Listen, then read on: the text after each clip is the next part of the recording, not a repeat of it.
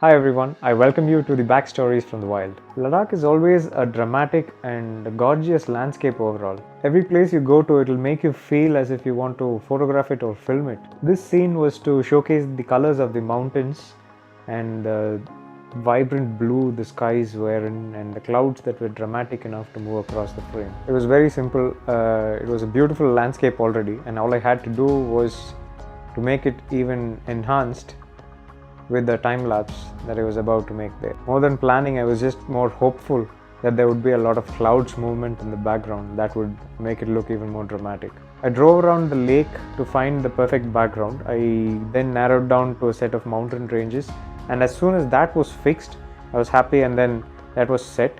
And I started approaching front and back, moving left and right so that I could find the perfect foreground for the landscape.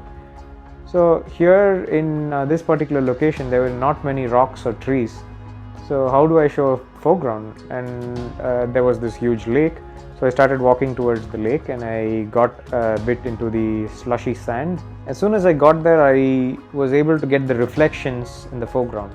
It was great, but then I still wanted some more of that raw elements apart from just the reflections that it was giving me out.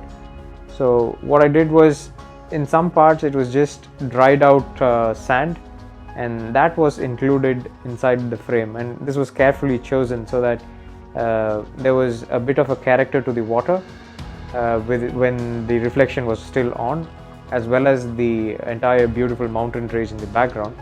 And all that the time-lapse had to do was with the beautiful clouds that would make it more dramatic. So the end result was quite convincing, because at the time the gear that I had was just a very basic DSLR setup.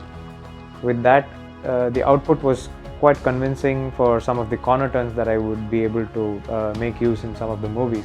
Time lapses are used for such scenarios, but then when you make good use of them, it shows a powerful story.